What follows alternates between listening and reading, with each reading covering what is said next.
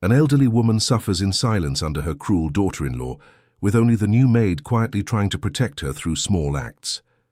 Everything changes when the son arrives home early and finds his mother soaked and on the floor, shielding the dog from another attack.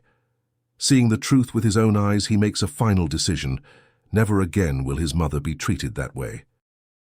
If this story interested you, don't forget to subscribe to our channel and tell us what city you're watching from. Now, on with the story. The fine afternoon rain fell on the windows of the mansion on the Upper East Side, a prestigious neighborhood in Manhattan, New York.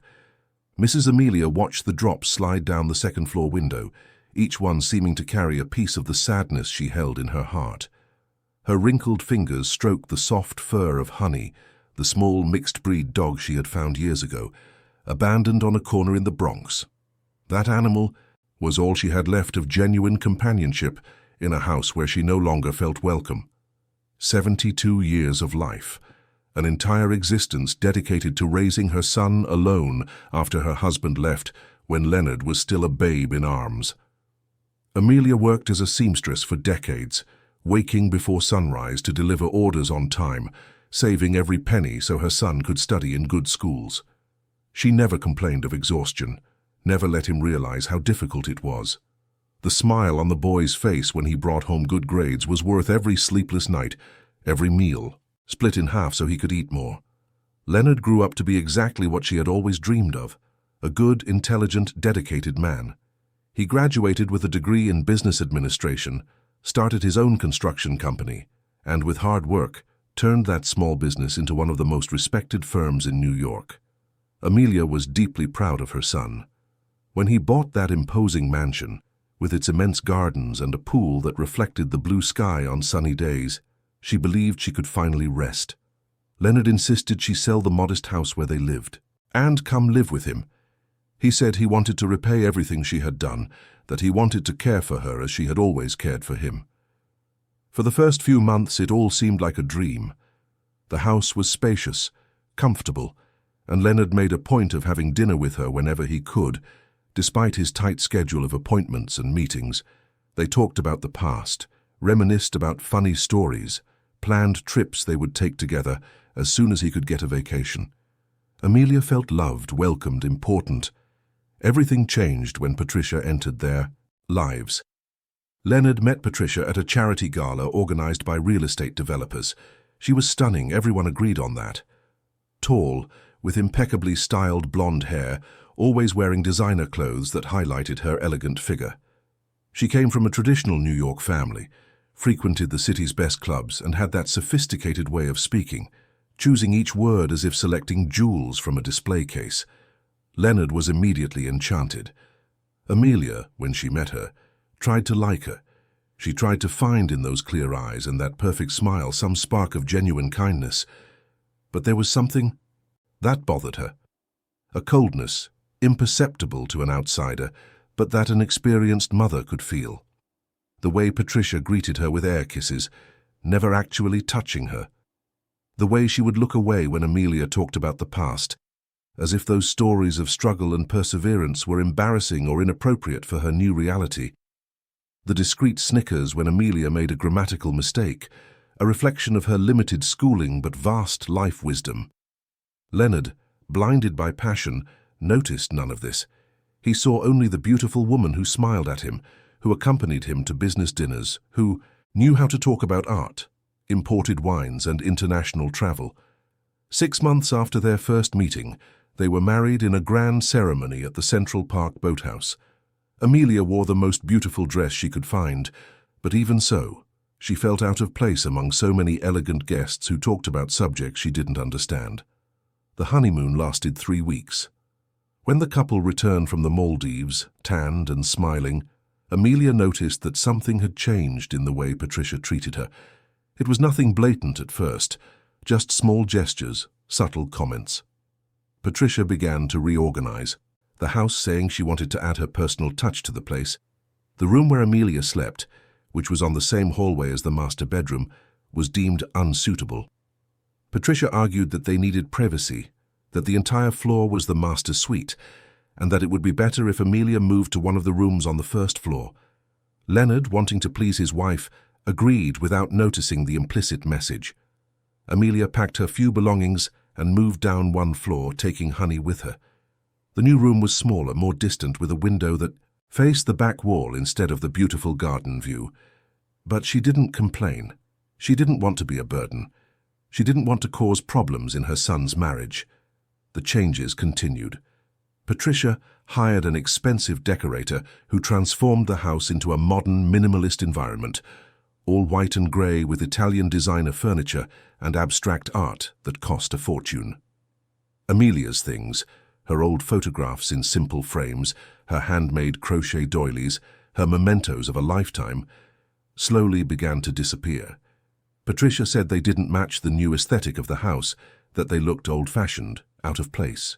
Leonard, always busy with the construction company, just agreed with whatever his wife suggested, confident that she was making the house more beautiful. Amelia kept her things in her closet, hidden away. She didn't want to argue. She didn't want to be seen as the problematic mother-in-law who couldn't accept her daughter-in-law. She knew stories like that, of families torn apart by generational conflicts. She preferred to swallow the pain than risk losing her son. That's when the demands began. On a Monday morning, a few months after the wedding, Patricia entered Amelia's room without knocking. The elderly woman was still in her nightgown, combing her white hair in front of the mirror. Honey was curled up asleep on a pillow at the corner of the bed. "Good morning, Mrs. Amelia." Patricia smiled, but it was a smile that didn't reach her eyes. "I need to talk to you about something important." Amelia turned, surprised by the early visit. "Good morning, my dear. Did something happen?"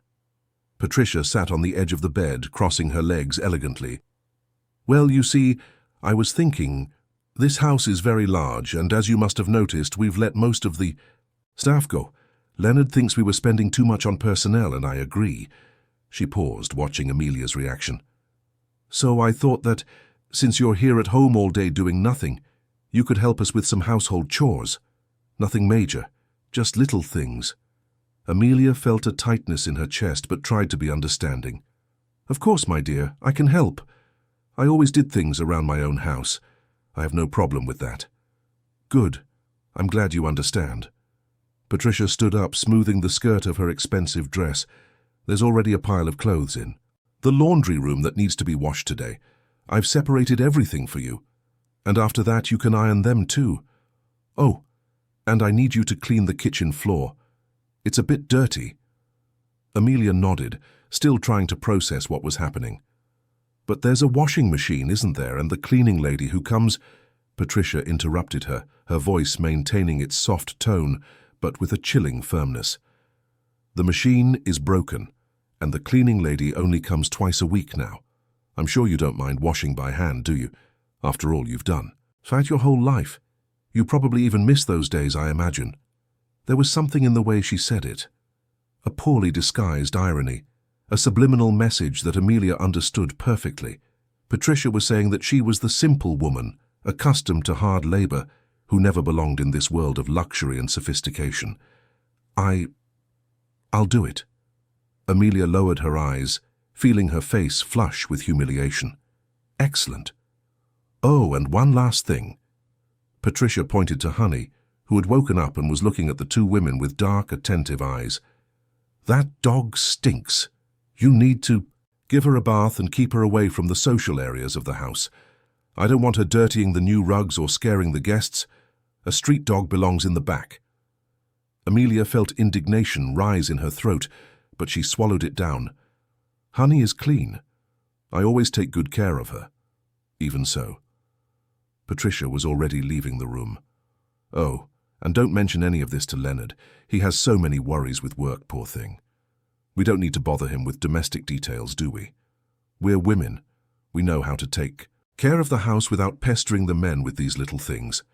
Before Amelia could answer, Patricia had already closed the door.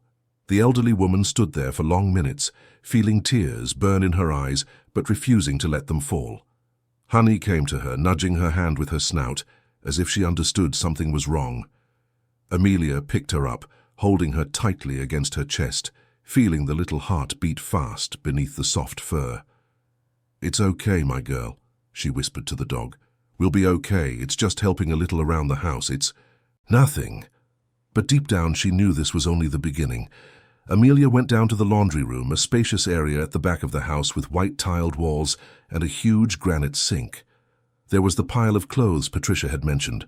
When she got closer, Amelia's eyes widened. It wasn't a small pile. There were dozens of items.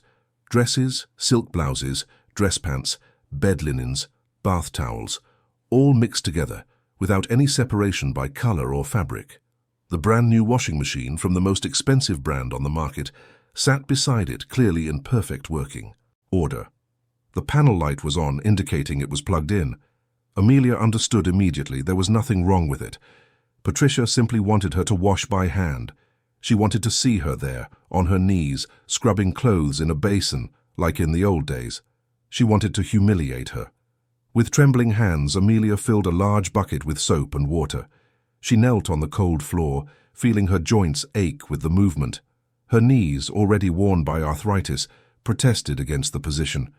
But she began to scrub, one piece at a time, dipping it in, the bucket soaping it, scrubbing, wringing, rinsing. Her hands, once skillful with a needle and thread, now trembled with the effort. Honey stayed by her side the whole time, lying in a corner, watching with those eyes that seemed to comprehend everything. The sun was already high when Joanna arrived for her first day of work. She had been hired the week before to replace the other staff who had been dismissed. She was a simple young woman from rural West Virginia, about 30 years old, with a shy smile. She needed this job desperately. She had 2 small children to raise alone after her husband left her for another woman. The salary Patricia offered was good, better than anything she could get in her hometown. She couldn't risk losing this opportunity. Patricia met her at the front door, showing her the entire house, explaining the tasks she was to perform. Joanna listened attentively, making mental notes of every detail. The boss was demanding, that was clear from the first minute. She wanted everything impeccable, every object in its right place, every surface shining. When they passed by the laundry room, Joanna saw a scene that left her frozen. And Therese, elderly woman with white hair tied in a loose bun, was on her knees on the floor scrubbing clothes in a basin. Her hands were red, irritated by the soap and cold water. Her face was sweaty, tired. Beside her, a small dog seemed to be standing guard, like a little soldier protecting her owner. "That's my husband's mother," Patricia said in a casual tone, as if commenting on the weather. She insisted on helping with the house. "You know how these older ladies are, right? They can't sit still. They've always been used to hard work." Joanna felt a strange knot in her stomach. There was something wrong with this scene. The way the elderly woman kept her eyes down, the way her hands trembled, the expression of exhaustion and resignation on her wrinkled face. But she said nothing. It was her first day. She couldn't start by questioning her employer. "Mrs. Amelia, this is Joanna, our new employee," Patricia announced, but there was no warmth in her voice. Amelia briefly lifted her eyes, meeting Joanna's gaze. It was only for a second, but it was enough time for the young woman to see it. Pain, humiliation, a silent plea. And then Amelia lowered her eyes again, returning to scrubbing the clothes. "A pleasure, Mrs. Amelia," Joanna murmured, not knowing what else to say. Patricia was already pulling Joanna out of the laundry room. "Let's continue the tour. I have a lot to teach you." The rest of the day passed in a blur of instructions and tasks. Joanna cleaned, organized, polished, swept. But her mind kept returning to that image. The lady on her knees on the floor, the red hands, the dog by her side, a silent guardian of a pain that couldn't be expressed in words. When Leonard arrived home that night, it was already past 10. He was coming from an important meeting with Japanese investors who wanted to finance a new development. He was tired, but satisfied. Business was good. The company was growing. Everything seemed to be in its place. "Honey, you're home." Patricia came to meet him in the entrance hall, giving him a kiss. She was beautiful as always, wearing a form-fitting dress that accentuated her curves, her hair loose and falling over her shoulders. "How was the meeting?" "Great, I think we're going to close the deal." Leonard loosened his tie, tossing his jacket on the sofa. "Where's Mom?" "Oh, she went to bed early, said she was tired." Patricia led him to the dining room, where dinner was set for 2. "I got everything ready for you. I thought you'd be starving." Leonard smiled, touched by the gesture. "You're the best, you know that?" They had dinner, talking about their day, about their plans for the weekend, about the trip they would take to Miami the following month. Leonard didn't ask how his Mother's Day had been. He didn't ask if she had eaten well, if she needed anything, if she was happy.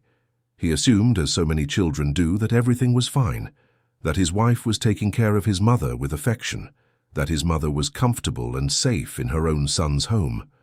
Meanwhile, in the first-floor bedroom, Amelia lay in bed with Honey curled up beside her. Her hands still burned, her knees throbbed with pain. But worse than the physical pain was the ache in her heart, the feeling of being unwanted in her own son's house, of being treated like a maid, like someone inferior. She thought about telling Leonard, about going down to the dining room and saying everything. But then she imagined the scene. Patricia would deny it. She would say Amelia had offered to help, that she was exaggerating, that she was just a dramatic mother-in-law trying to cause trouble in her son's marriage. And Leonard, tired, stressed from work, would probably side with his wife. No, she couldn't risk it. She couldn't be the cause of conflict between the couple. Leonard deserved to be happy. He had worked so hard, achieved so much. She wasn't going to destroy it all over a little discomfort. She had been through worse in her life. She had survived poverty, loneliness, abandonment. She would survive this too. Honey lifted her head, licking Amelia's face as if she could dry the tears that had finally begun to fall. The elderly woman hugged the little dog tightly, letting her absorb the overflowing sadness. "We'll be okay, my girl," she whispered in the dark. "Just the two of us. We'll be okay." But in the depths of her heart, Amelia felt that this was just the beginning of something much worse. And as night fell over the mansion on the Upper East Side, as Leonard slept contentedly beside his beautiful wife, and as Patricia smiled in the dark, planning her next moves, the elderly woman remained awake, stroking her only true friend in a house that no longer felt like a home. The stars shone outside, indifferent to human suffering, and the rain began to fall again, soft and persistent, like the silent tears Amelia could no longer contain. The first day had been just a test, a sample of what was to come, and in the following days the situation would only worsen, in a slow and cruel escalation of humiliation and suffering that would test the resilience of this woman who had already survived so much, but who now faced the deepest pain of all, that of no longer being wanted by the only son she loved more than her own life. The dawns to come would bring new challenges, new cruelties, new moments when Amelia would have to choose between her dignity and her love for her son. And with each choice, a piece of her would break a little more, until only the shell of who she once was remained. But within that shell, a spark of resistance still glowed. And maybe, just maybe, that spark was strong enough to eventually become a flame, capable of illuminating the truth hidden in the shadows of that seemingly perfect mansion. The weeks that followed turned Mrs. Amelia's routine into an endless cycle of calculated humiliations. Patricia had discovered a subtle yet cruel way to exert power over her mother-in-law without leaving visible traces. Every order was disguised as a gentle request, every impossible task presented as a simple favor. And always, it was accompanied by the same veiled threat. "Don't tell Leonard anything. He has enough problems at work." Amelia would wake before sunrise, not because she wanted to, but because sleep had become a rare visitor. The pain in her joints worsened daily, a consequence of hours on her knees scrubbing floors that were already clean, washing clothes that could have easily been done in the machine, polishing silverware that no one used. Her hands, once skilled and steady, now trembled constantly. Her skin was cracked, rough, marked by excessive contact with cleaning products. Honey remained her only source of comfort. The little dog followed her throughout the house, a small furry bodyguard who seemed to understand every nuance of her owner's suffering. When Amelia needed to rest, hiding in the laundry room so Patricia wouldn't find her idle, Honey would lie in her lap, offering warmth and presence. When tears fell, the dog would lick her face with a heartbreaking gentleness.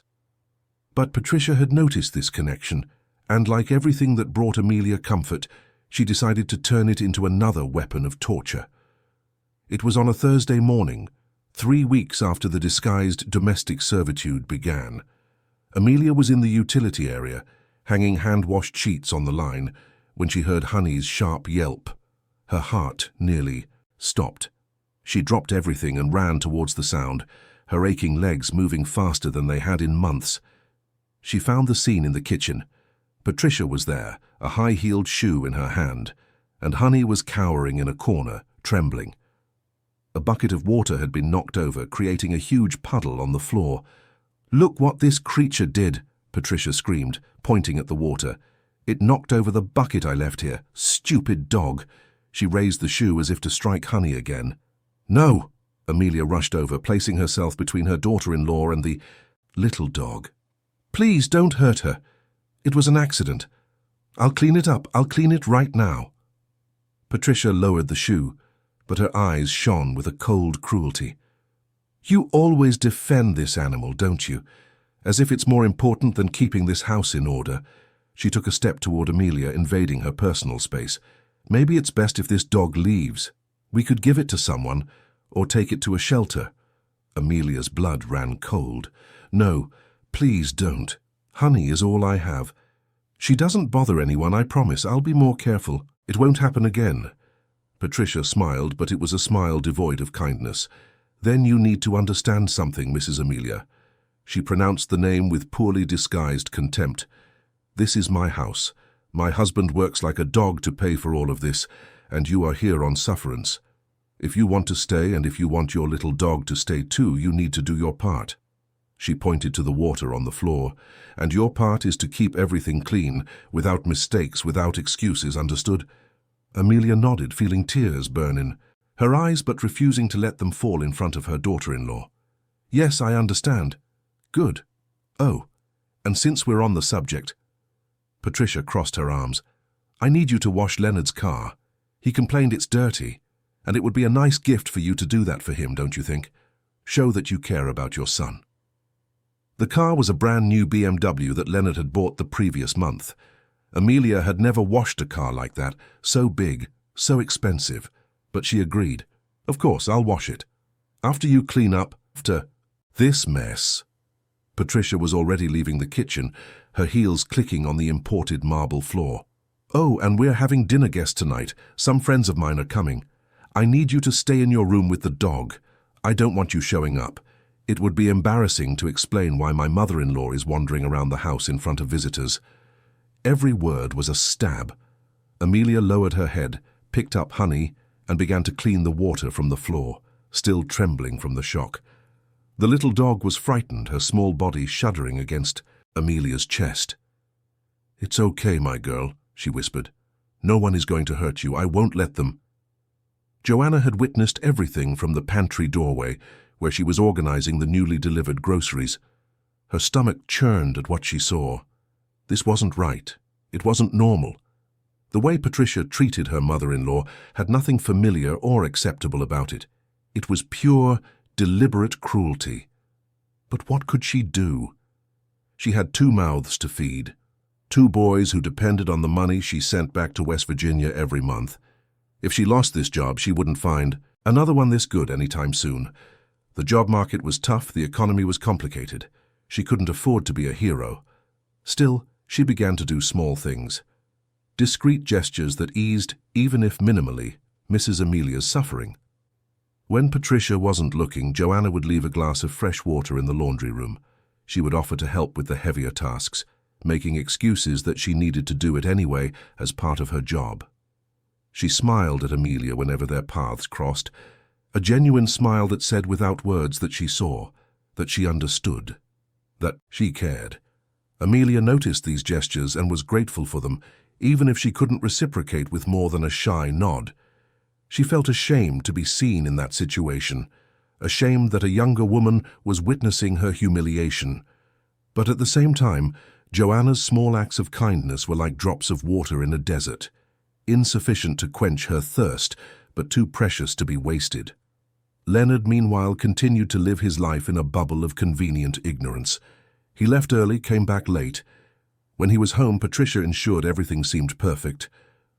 The house was always impeccable.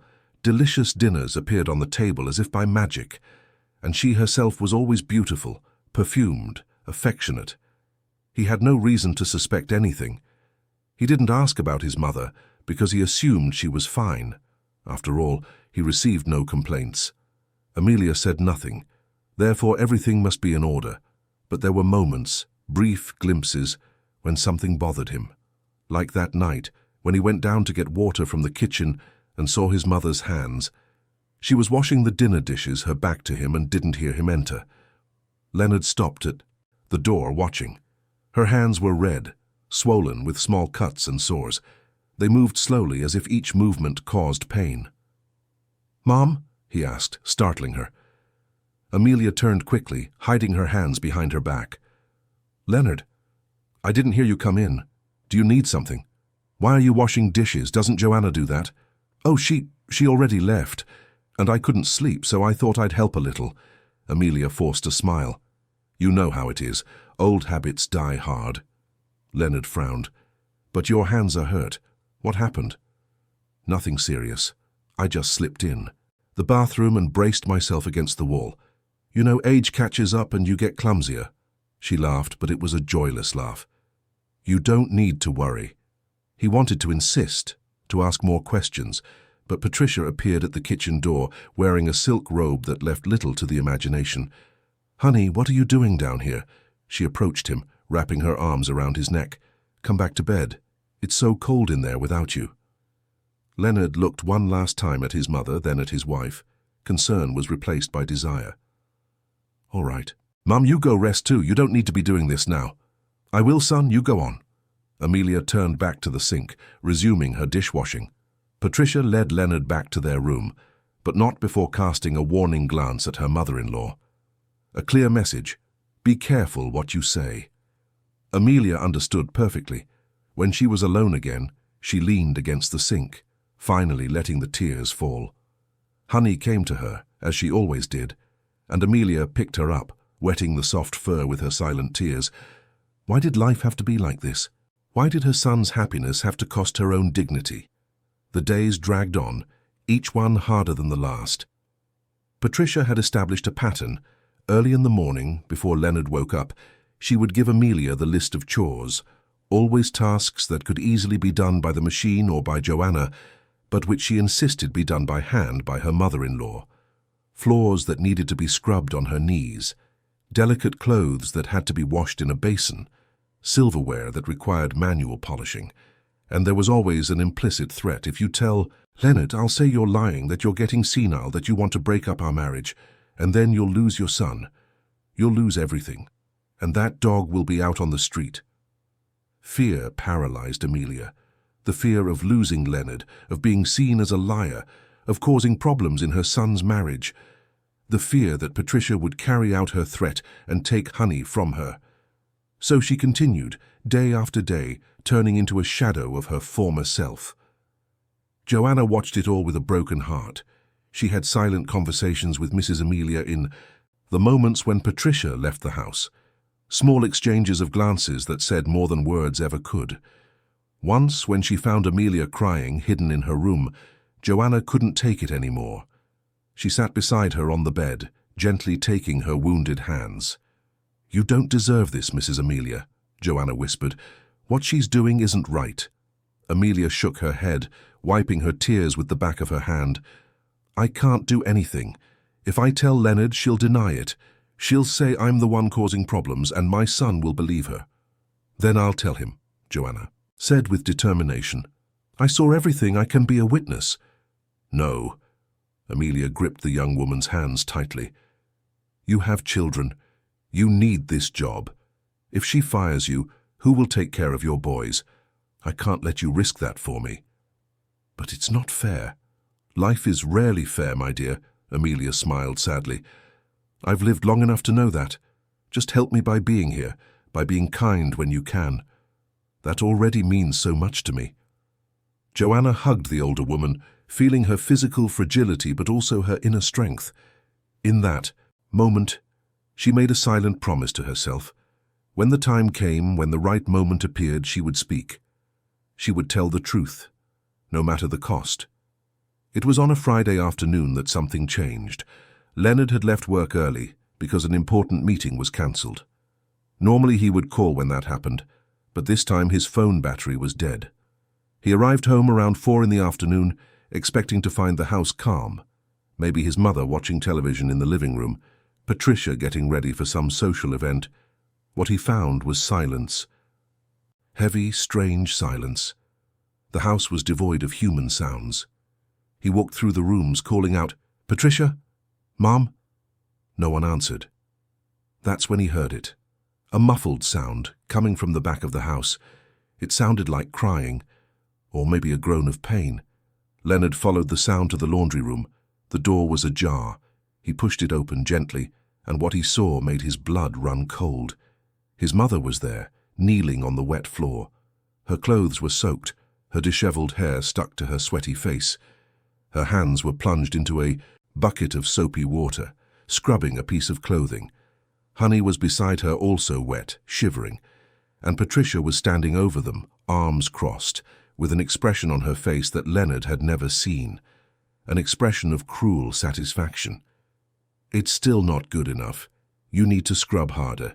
If you want that dog to stay in this house, you have to do it right," Patricia was saying, her voice cold. Leonard was paralyzed for a few seconds, unable to process what he was seeing. Then his presence was noticed.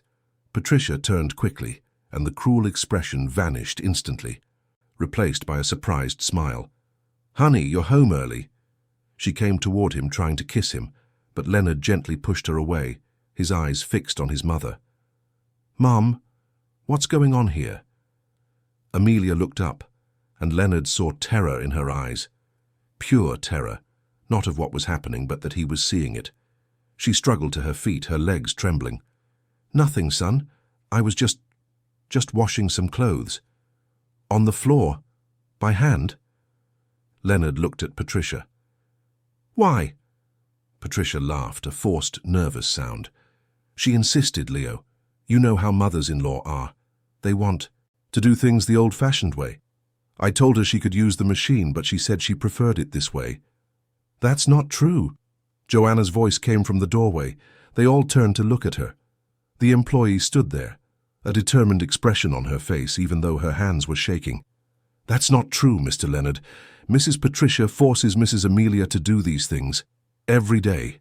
I've seen it." The silence that followed was so thick, you could cut it with a knife. Patricia turned pale, then red with rage. "How dare you? You're fired. Get out of my house now." But Leonard held up a hand, silencing Patricia. His eyes were still fixed on his mother, who was now crying silently, clutching Honey. "Mum, look at me." He approached, kneeling beside her. "Please, tell me the truth. How long has this been going on?" Amelia couldn't speak. The tears fell freely, all the accumulated suffering finally finding an outlet. Leonard held her bruised hands, seeing for the first time the cuts, the sores, the cracked skin. "My God, what have they done to you?" It was in that moment that something inside him awakened. Fury that had been dormant, a guilt that hit him like a punch to the gut. How had he not seen? How had he been so blind? His mother, the woman who had sacrificed everything for him, was being treated like a slave in his own house, and he hadn't noticed a thing. Patricia tried again. "Leonard, you're not going to believe a newly hired employee and an old woman who's getting confused with age, are you?" "Shut up," Leonard said, his voice low, but charged with an authority that made Patricia flinch. "Just shut up." He helped his mother to her feet, grabbed a towel and wrapped it around her. "We're getting out of here. You're not staying another second in this place." "Honey, you're overreacting." "I said shut up," Leonard shouted, making Patricia cringe. He turned to Joanna. "Thank you for speaking up. You're not fired. In fact, I want you to tell me everything you saw, everything you know." Joanna nodded, tears of relief streaming down her face. "I will, sir." Leonard guided his mother out of the laundry room, Honey following closely behind. He took her to her room, helped her change into dry clothes, brought her water and food. He sat beside her on the bed, holding her hand, as she finally told him everything. Every humiliation, every threat, every moment of pain. And as he listened, Leonard felt his world crumble. The marriage he thought was perfect was a lie. The wife he thought was loving was a monster in disguise. And he had failed the most important person in his life. He had failed to protect his own mother. Outside, night began to fall over New York. The city lights flickered on one by one, millions of lives carrying on. But inside that mansion, everything had changed. The truth finally revealed would bring consequences no one could predict, and the confrontation to come would be just the beginning of a much longer battle for the dignity, respect, and love that had been so cruelly denied. The night that fell upon the Upper East Side mansion was unlike any other. The once oppressive silence now carried an electricity, a tension that filled every room like an invisible guest. Leonard had stayed in his mother's room until she finally fell asleep, exhausted from crying and the weight of finally telling her story. Honey was curled up beside her, also sleeping, her soft, rhythmic breathing breaking the silence. When Leonard walked down the stairs, his steps were firm, but his heart was in turmoil. Anger, guilt, disappointment, and a profound sadness churned inside him like a storm. How had he been so blind? How had he missed the signs? His mother's injured hands, the way she dodged his questions about her day, the way she rarely appeared when Patricia was around. It all made sense now, with painful clarity. He found Patricia in the living room, sitting on the Italian leather sofa, a glass of red wine in her hand. She was composed, her hair impeccable, her posture erect, as if nothing had happened, as if she hadn't just been caught psychologically torturing a defenseless old woman. "We need to talk," Leonard said, his voice controlled but icy. Patricia took a sip of wine before answering. "Of course, darling. But I think you're overreacting to the situation. Your mother has a flair for the dramatic. You know that. Don't call me darling. And don't try to blame my mother." Leonard sat in the armchair across from her, keeping his distance. "Joanna told me. Everything, every detail, every humiliation. And now I want to hear it from you. Why?" Patricia sighed, as if dealing with a stubborn child. "Leonard, your mother was idle all day. I thought it would be good for her to feel useful. The elderly need activities, a purpose. I've read it in several health magazines. Forcing her to wash clothes by hand when we have a state-of-the-art washing machine, making her scrub the floor on her knees when she has arthritis, threatening to take her dog away if she didn't obey. Is that purpose? Is that therapy?" Leonard leaned forward. "Don't treat me like an idiot, Patricia. I know exactly what you did. You tortured my mother. You're being dramatic." "No." His voice rose, echoing through the room. "I'm being realistic. For the first time in months, I'm seeing things as they really are." He ran his hands over his face, weary. "My mother raised me alone. She worked until her fingers bled so I could get an education. She never let me go without, even when she went hungry herself. And I brought her here thinking I could finally pay her back, give her comfort and peace, and you turned her life into a living hell." Patricia placed her glass on the coffee table, her eyes glinting with something Leonard couldn't quite identify. Was it anger? Contempt? She crossed her legs elegantly. "You know what your problem is, Leonard. You're weak, you always have been. You have so much potential, so much money, so much power, but you let yourself be dominated by this idiotic guilt over your mother. She's done her job. She raised you. That's it. Now she should stay quiet in her little corner and be grateful she has a roof over her head." Leonard sat motionless, processing the words he had just heard. It was as if a mask had fallen off, revealing something ugly and rotten underneath. "You really believe that? That my mother should be grateful for suffering in her own son's home?" "It's not her home. It's our home, my home." Patricia stood up, her voice gaining a hardness he had never noticed before. "I come from a real family, Leonard, people with class. When I married you, I thought we would finally have a life worthy of that name. But no, I had to put up with that old woman, with her smelly dog, her boring stories about the past, her working-class ways that don't fit into our social circle." "Our social circle?" Leonard stood up too, anger finally taking over. "You mean your social circle? Those superficial people who only care about designer labels and where to spend their vacations. I built my company from the ground up, Patricia. I came from nothing. My mother is a simple woman, yes, and I'm proud of it. Because she has something you clearly don't. Character. The slap came fast. Patricia struck him hard, the sound echoing through the room like a thunderclap. How dare you? How dare you compare me to that? Leonard grabbed her wrist before she could finish the sentence. Careful. Be very careful what you say next. His eyes met hers, and they held a cold determination. You have two options. Either you apologize to my mother, a sincere apology, and completely change your behavior, or you get out of this house. Patricia laughed, a sharp, humorless sound. You can't kick me out. I'm your wife. This house is mine too. Not legally. Leonard released her wrist. I bought this house before we got married.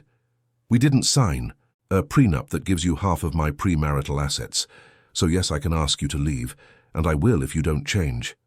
Patricia's face twisted in a mixture of rage and disbelief. You're choosing that old woman over me? Over your wife? I'm choosing my mother over someone who has revealed herself to be a cruel person. The decision was simple. Patricia took a step back, her mind visibly working, calculating. When she spoke again, her voice had changed, becoming softer, almost fragile. Leonard, honey, I think we're all tired. Maybe I was a little too hard on your mother. The stress of the renovations, the social commitments. She tried to touch his face, but Leonard moved away. We can sort this out tomorrow, with cooler heads. Come to bed, please. No, I'm sleeping in the guest room, and tomorrow we're going to have a serious conversation, the three of us, you, me, and my mother, and if I don't like what I hear, you're packing your bags. He left the room without a backward glance, leaving Patricia there, alone with her anger and her manipulative tactics that for the first time weren't working. In the guest room, Leonard lay on the bed but couldn't sleep. His mind was a whirlwind, replaying every moment of the past few months, every sign he had ignored. How could he have been so negligent, so absorbed in his work that he didn't see his own mother's suffering? Meanwhile, downstairs, Patricia paced the living room, her mind seething with dark thoughts. She had lost control of the situation. Leonard had seen the truth. The maid had spoken. Everything she had carefully built was crumbling. But Patricia wasn't the type to give up easily. She had grown up learning that in life, you had to fight for what you wanted, that the weak were trampled and the strong prevailed. She wasn't going to let an old woman and a husband having a crisis of conscience destroy the lifestyle she had achieved. She picked up her phone and made a call. The voice that answered on the other end was that of an older, refined woman. Mother, it's me. I need your help. There was a pause as she listened. No, I can't explain over the phone. Can you come over early tomorrow? Great. Thank you. Patricia smiled. Her mother, Beatrice, was an experienced socialite, a professional manipulator who had maintained her marriage to Patricia's father for decades despite numerous affairs and problems. She would know what to do. She would know how to turn the tables. The morning arrived laden with heavy clouds. New York awoke under a grey sky that threatened rain. Inside the mansion, the atmosphere was not much different. Leonard woke up early, showered, and went to check on his mother. He found her awake, sitting on the edge of the bed with honey in her lap. She looked as if she had aged 10 years overnight. Her eyes were swollen from crying, her face etched with exhaustion. Good morning, Mum. He sat beside her. How are you feeling? Tired, son. Very tired. Amelia looked at him with a deep sadness. I'm so sorry for causing all this trouble in your marriage. You didn't cause anything. Leonard held her hand gently. I'm the one who failed you. I should have seen it. I should have paid more attention. Can you forgive me? Amelia shook her head, tears streaming down again. There's nothing to forgive, my son. You've always been good to me. We're going to fix this today. I promise. Leonard kissed her forehead. I'm going to protect you. No one will ever hurt you again. No one. A knock on the door interrupted them. It was Joanna, carrying a tray with breakfast. I brought this for you to have in your room, Mrs. Amelia. The young woman smiled kindly. I made that pão de queijo you like. Thank you, Joanna. Amelia smiled back. a weak but genuine smile. "You're very kind." Joanna placed the tray on the bedside table. "Mr. Leonard, Mrs. Patricia asked me to tell you that her mother is here. They're waiting for you in the living room." Leonard sighed. "I'll be right there." He looked at his mother. "Eat something. Get some rest. I'm going to sort this out, and then I'll come get you. Okay?" Amelia nodded, but fear was written all over her face. Leonard noticed and knelt in front of her. "I won't let anything bad happen to you. Do you trust me?" "I trust you, son." When Leonard went down to the living room, he found Patricia and Beatrice sitting on the sofa, drinking coffee. Patricia's mother was a woman of about 60, though she looked younger thanks to numerous plastic surgeries and cosmetic treatments. She wore expensive clothes, discreet but valuable jewelry, and had an air of superiority that came from generations of old money. "Leonard, dear." Beatrice stood up, approaching him with a smile. "So good to see you. Patricia told me about yesterday's misunderstanding. I thought it best to come so we can resolve this civilly." "Misunderstanding?" Leonard looked at Patricia, who maintained a neutral expression. "There was no misunderstanding. My wife psychologically tortured my mother for months." Beatrice sighed, as if dealing with something trivial. "Leonard, I know you love your mother. It's admirable. But sometimes, when generations live together, conflicts arise.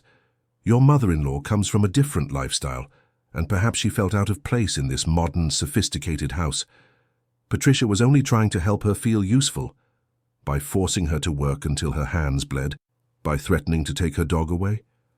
Leonard felt the anger returning. "That's not helping. That's cruelty." "You're exaggerating, as always." Beatrice sat down again, crossing her legs elegantly. "Patricia is a wonderful wife. She keeps this house impeccable, accompanies you to social events, takes care of you, and in return you accuse her of these horrible things because of—" "Finish that sentence," Leonard said, his voice low and dangerous. "Finish it, and I'll ask both of you to leave my house right now." Beatrice closed her mouth, realizing she had gone too far. Patricia stood up, approaching her husband. "Leonard, honey, let's be rational. Maybe I was insensitive at times. Maybe I didn't realize your mother was uncomfortable, but it wasn't intentional."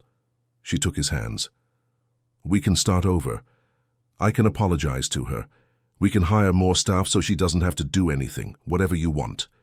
Leonard looked into her eyes, searching for sincerity, but all he saw was calculation, manipulation. She was saying what he wanted to hear, not what she truly felt. "You're not sorry. You're just afraid of losing the lifestyle this house provides." Patricia recoiled, offended. "How can you say that?" "Because I know you now. I finally know the real you." Leonard pulled away. "I want you and your mother to leave, today." "You can't do this," Patricia screamed, her mask finally dropping completely. "I'm your wife. I have rights." "You have the right to a divorce, that's what you have. My lawyer will contact you to discuss the terms, but you have no place in this house anymore, not after what you did to my mother." Beatrice stood up, indignant. "This is absurd. We'll sue you, we'll—" "Try it," Leonard interrupted her. "I have a witness, I have evidence, and I have the best lawyers in New York, so please try to sue me. I'd love to see you explain to a judge why you thought it was acceptable to treat an elderly woman like a slave." The silence that followed was heavy. Beatrice and Patricia exchanged glances, and for the first time they realized they had lost. Leonard wasn't bluffing. He wasn't going to back down. He wasn't going to give up on his mother. "You'll regret this," Patricia said, her voice trembling with rage. "You'll realize you've made a huge mistake, and when you want me back it will be too late." "I won't regret it, and I won't want you back." Leonard opened the living room door. "Please leave. You have 1 hour to pack your things and go. After that, I'm calling the police." They left in a furious stride, heading up to the master bedroom to pack. Leonard stood there shaking, with adrenaline and emotion. He had broken up with his wife. He had chosen his mother, and he didn't regret it one bit. Joanna appeared at the door, her eyes shining with tears of relief. You did the right thing, Mr. Leonard. I hope so, he sighed deeply. I hope so. An hour later, Patricia and Beatrice left the mansion with several suitcases, getting into a taxi. Before leaving, Patricia shot one last hateful glare at Leonard. It's not over, she whispered. This isn't over. But Leonard closed the door, severing that connection. It was over. At least her part. In his life was. He went up to his mother's room and found her awake, anxious. She's gone, Leonard announced. Patricia is gone. She'll never hurt you again. Amelia covered her face with her hands, sobbing. She wasn't crying from sadness, but from relief. A relief so profound it hurt. Son, you shouldn't have... Yes, I should have. Leonard hugged her, feeling how frail she was. I should have done this a long time ago. Forgive me for taking so long to see. Mother and son stayed like that for long minutes, embracing, while Honey circled them, happy to sense that the fear had finally passed. Outside, the rain finally began to fall, washing the city, clearing the air, as if the sky itself was celebrating this new beginning. But the following days would not be easy. There would be adjustments, difficult conversations, divorce proceedings. Patricia wouldn't give up easily. But Leonard was prepared. He had made his choice. And this time, he would not fail the woman who had given everything for him. This time, he would protect her to the end. The first few days after Patricia's departure were strange, as if the entire house had to relearn how to breathe. The silence was no longer oppressive but liberating. Amelia woke in the morning without the tightness in her chest, without the fear that the door would open at any moment with a new list of humiliations disguised as chores. Honey ran through the hallways without the fear of being kicked or yelled at, and Leonard, for the first time in months, could look at himself in the mirror without feeling that gnawing guilt inside. But recovery was not instantaneous. The suffering had left deep scars. Leonard realized this one Sunday morning, a week after the confrontation. He had woken up early and gone down to the kitchen to make breakfast, something he hadn't done in a long time. He wanted to surprise his mother, to show her that things had really changed. He was frying eggs and making pancakes when he heard slow steps on the stairs. He turned and saw Amelia standing in the kitchen doorway, hesitant.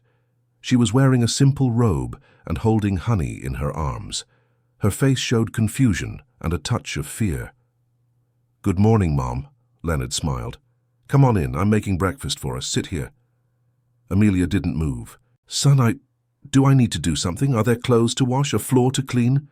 Leonard's heart broke a little more. "No, Mom, you don't need to do anything. You're my mother, not my maid. I just want you to sit down and have breakfast with me, like we used to." She remained standing as if she couldn't process those words. The weeks of psychological conditioning had created an automatic response of subservience, a fear of being idle, a terror of being punished for not working. Leonard approached her carefully as if dealing with a frightened animal. "Mom, look at me." He waited until she met his eyes. "You're safe, you can rest, you can just be my mother.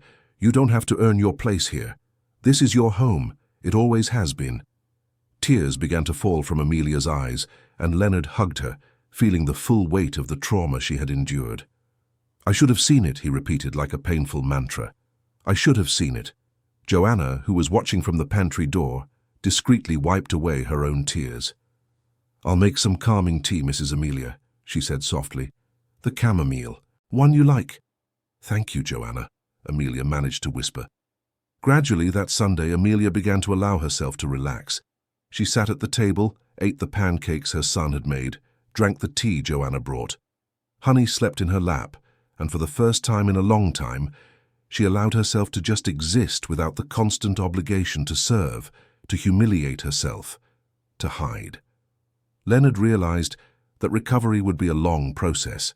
It wasn't enough to remove Patricia from the equation. He had to rebuild his mother's self-esteem, make her feel valued again, and give her back the dignity that had been stolen. In the following days, he made several important decisions. First, he scheduled an appointment with a geriatrician to assess his mother's health. Amelia resisted at first, saying she didn't want to be a bother, but Leonard insisted gently. "It's not a bother, Mom, it's care, it's love." The doctor, a middle-aged man with a kind smile named Dr. Harrison, examined Amelia carefully. He asked about her routine, her diet, her sleep. He examined her bruised hands, her swollen knees from the aggravated arthritis. When he finished, he called Leonard in to talk privately. "Your mother is in a state of severe chronic stress," the doctor explained, leafing through the test results. "Her blood pressure is high, she's lost a significant amount of weight, and there are signs of depression. The injuries on her hands will need treatment, and her knees require physical therapy." He looked at Leonard seriously. "What happened to her? These symptoms are consistent with someone who has suffered prolonged abuse." Leonard told him everything, feeling shame burn his cheeks. The doctor listened without judgment, then placed a hand on his shoulder. "The important thing is that you noticed and acted. Many children never do. Now we need to focus on her recovery. I'm going to prescribe some medication and recommend a therapist who specializes in trauma. Your mother will need psychological support to overcome this." Leonard agreed to everything, noting down each recommendation. When he returned to the waiting room, he found Amelia sitting, honey in her lap as always, looking out the window with a distant expression. He sat beside her, taking her hand gently. "We're going to take care of you now, Mum. Everything's going to be okay." She just nodded, but there was a glimmer of hope in her eyes that hadn't been there before. Leonard also took legal action. He hired Mr. Frank Anderson, one of New York's most respected family law attorneys. The lawyer, a man in his early 50s with graying hair and a reassuring presence, came to the mansion to hear the case. They sat in the library, Leonard, the lawyer, Amelia, and Joanna. Mr. Anderson took detailed notes of everything that had happened. He asked Joanna to describe every scene she had witnessed. He asked Amelia to show him her injured hands, her simple clothes, the few belongings she had managed to keep.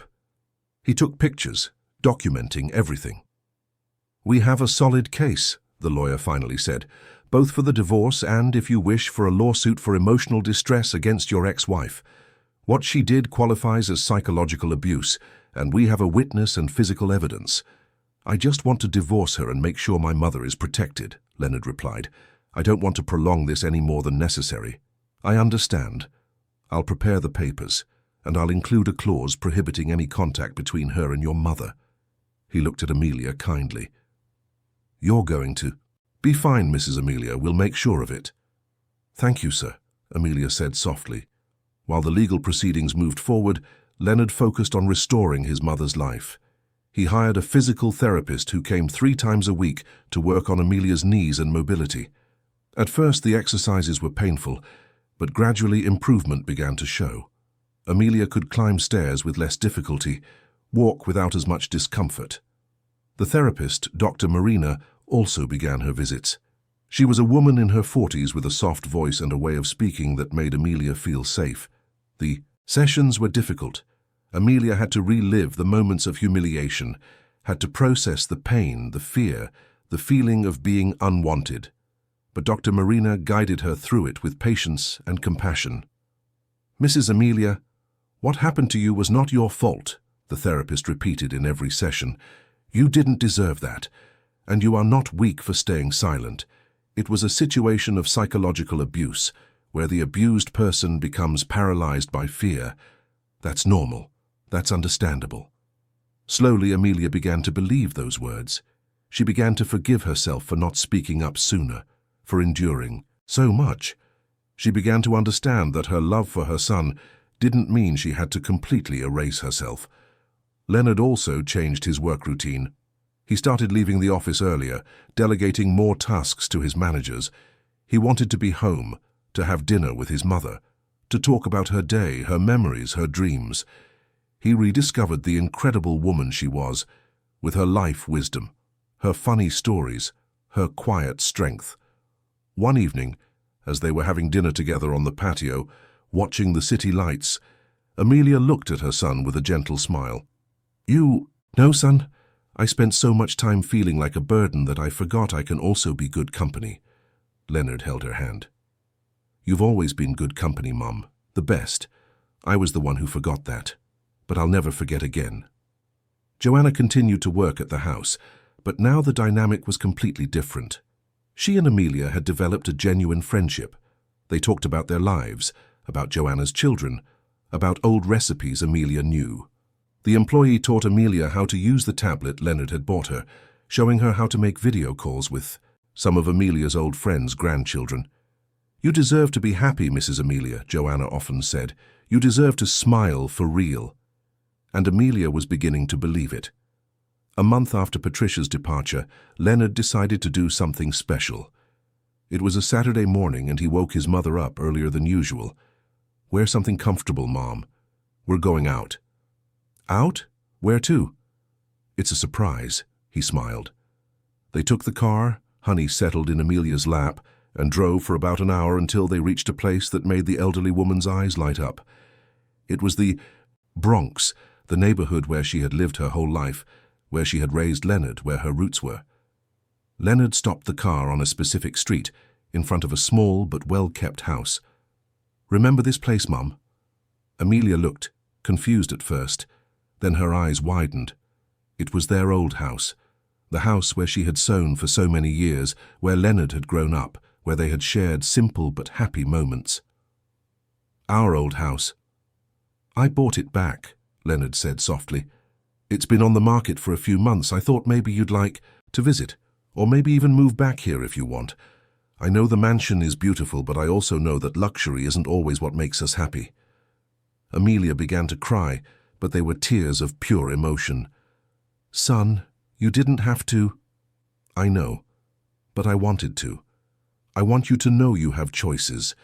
You can live with me in the mansion, or you can live here, or you can split your time between both places.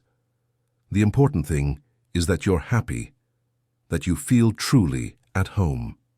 They got out of the car and went inside. It was clean, newly renovated, but had kept its original essence. Amelia walked through the rooms, touching the walls, remembering. That was Leonard's little room.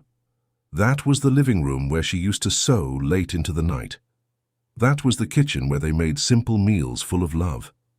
"This house has a soul," she said, her voice thick with emotion. "This house has a story." "And it always will," Leonard hugged her, "because you're in it." They spent the whole day there, cleaning together, arranging small things, reminiscing. Joanna had prepared a picnic basket, which they took to the small backyard. They sat on the grass, ate sandwiches, and Honey ran free, exploring every corner with curiosity. It was one of the happiest days Amelia had had in a very long time. There, in that simple place, she felt like herself again. Not the unwanted mother-in-law, not the elderly woman who was a bother, but Amelia.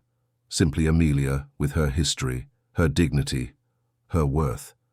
Weeks turned into months. The divorce proceedings moved forward, with Patricia trying to resist but eventually accepting the terms. Leonard was fair in the division of assets but was inflexible about any contact with his mother. Patricia tried a few times to send threatening messages, but the lawyer handled everything, documenting each attempt at harassment. Amelia decided to divide her time between the mansion and the house in the Bronx. Some days she would stay with Leonard, cooking together, watching movies, talking about the company and about life. Other days, she would go to her old house where she received old friends, reconnected with her roots, where she could simply be herself without pretense. Leonard noticed the changes in her. The smile appeared more frequently. The sparkle returned to her eyes. She gained a little weight, returning to a healthy size. Her hands, with treatment and care, healed. Her knees, with constant physical therapy, improved significantly. And most importantly, her self-esteem resurfaced. One night, 6 months after the whole ordeal, they were having dinner at the mansion when Amelia said something that made Leonard realize she had truly healed. "You know, son, I've been thinking. I want to start sewing again. Not to sell, but for pleasure. I want to make clothes for my friends' babies. I want to embroider towels. I want to create beautiful things." Leonard smiled. "Proud. Do you think there's room in the Bronx house to set up a little sewing corner?" "I think so," she replied, her eyes shining. "A place just for me, where I can create, where I can be useful in a way I choose, not the way someone forces me to." Then let's set it up. We'll buy the best sewing machine, the best fabrics, everything you need. And so they did. Leonard transformed one of the rooms in the Bronx house into a real studio. He bought a professional sewing machine, organized shelves with colorful fabrics, buttons, threads, needles. Amelia spent days arranging everything just the way she wanted, and when she finally sat down at that machine for the first time in years, she felt something she hadn't felt in a long time. Pure joy. Honey had her own little corner in the studio, a soft bed where she slept while Amelia sewed. And Joanna, on the afternoon she visited, learned the secrets of sewing from the older woman, creating a beautiful intergenerational bond. A year after the nightmare began, and 6 months after it ended, Leonard threw a party at the mansion. Not a party like the ones Patricia used to host, full of superficial people and pretensions, but a simple party with Amelia's friends, with Joanna and her family, with some of Leonard's true colleagues, with Dr. Marina and Dr. Harrison, who had helped so much in her recovery. The house was decorated with simplicity and good taste. Brazilian music played on the stereo, the barbecue in the garden perfumed the air, and Amelia, wearing a beautiful dress she had sewn herself, circulated among the guests with a genuine smile on her face. Leonard watched her from a distance, talking with Joanna. "She looks beautiful, doesn't she?" the employee commented. "Hard to believe she's the same person I found in that laundry room a year ago." "It's a testament to her strength," Leonard replied, "and also to the importance of not giving up on the people we love. I almost made the mistake of letting work and a fake marriage blind me to what really mattered." "But you didn't," Joanna smiled. "When it mattered, you made the right choice." Later, after the guests had left, and night was falling softly over New York, Leonard and Amelia sat in the garden, Honey between them. The sky was clear, a rarity for the city, and a few stars shone through the light pollution. "Thank you, son," Amelia said suddenly, "for everything, for saving me, for giving me back to myself." "You saved yourself, Mom." Leonard held her hand. "I just removed the obstacles from your path. The strength was always yours." Amelia looked up at the sky, thoughtful. "You know, I've been through a lot in my life. I lost your father early, raised you alone, faced financial hardship, and now this. But I've learned something. Dignity doesn't come from where we live or how much money we have. It comes from within, and no one can take that from us unless we let them." "You're the strongest person I know," Leonard said, his voice thick with emotion. "And I'm lucky to be your son." They sat there, mother and son, under the stars, in comfortable silence. Honey slept peacefully, without fear, without trauma. And the house, that mansion that had been the stage for so much suffering, now breathed peace. Amelia would never forget what she went through. The emotional scars would always be there, reminders of a dark period. But she had survived. More than that, she had thrived. She had rediscovered her worth, reconnected with her essence, and found joy again. And Leonard had learned valuable lessons. That professional success means nothing if you lose the people you love, that you need to be present, attentive, and careful with those who depend on you. That true love is not just about saying, but doing, acting, protecting. Joanna, who had also been a crucial part of this story, continued to work with them, but now as part of the family. Her children would visit on weekends, and Amelia made a point of sewing clothes for them, telling them stories, being the grandmother everyone deserved to have. Life returned to having color, flavor, meaning. Mornings no longer brought fear, but hope. Days were no longer filled with humiliation, but with possibilities. And nights were no longer lonely and sad, but peaceful and comforting. Amelia learned to say no when she didn't want to do something. She learned to express her needs without fear of being seen as an inconvenience. She learned that taking up space was not wrong, that her presence had value, that her story deserved to be told and celebrated, and Leonard learned that being a good son wasn't just about providing material comfort, but emotional presence. It was listening, observing, being there in difficult times, making tough choices when necessary, and putting the right people first. Months later, Leonard met someone new. He wasn't looking, but life has its own ways. She was a history teacher named Claire, a simple, intelligent, kind woman. When he introduced her to his mother, Amelia saw the difference immediately. Claire treated her with genuine respect, was interested in her stories, asked for recipes, played with honey. She was everything Patricia had never been. "Your opinion is important to me, Mum," Leonard said in a conversation about the new relationship. "If you don't like her, I'll understand." Amelia smiled, touching her son's face affectionately. "I like her. She has a good heart. That's what matters. Not the bank account, not the traditional family, not the designer clothes. The heart. And hers seems beautiful." And she was right. Claire became part of the family, never trying to occupy a space that wasn't hers, never competing with Amelia, never making her feel less important. On the contrary, she valued the relationship between mother and son, encouraged Leonard to spend time with Amelia, and joined their lunches in the Bronx with genuine pleasure. Life went on as it always does. There were good days and difficult days, victories and challenges, joys and sorrows. But the difference was that now Amelia faced it all with restored dignity, surrounded by love, with the certainty that she was valued, that she was important, that she deserved to be happy.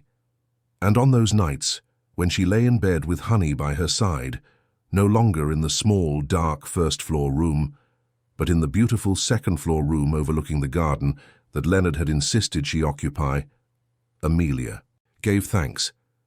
She was thankful for the strength she found within herself, thankful for the son who finally saw the truth, thankful for Joanna who had the courage to speak, thankful for the second chance life had given her.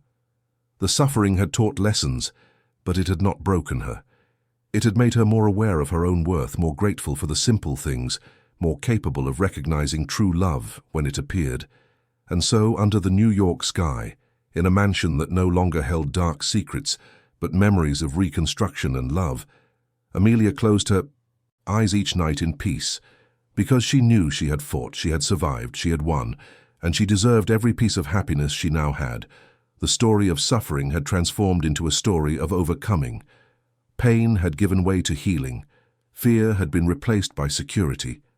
And love, that love between a mother and son that had always existed but for a time was obscured, now shone brighter than ever, illuminating the path to a future where they both knew that, no matter what came, they would face it together with dignity, with respect, with the profound knowledge that family is not just blood, but choice, presence, protection, and unconditional love. End of story. Dear listeners, we hope the story of Amelia and Leonard has deeply touched your hearts.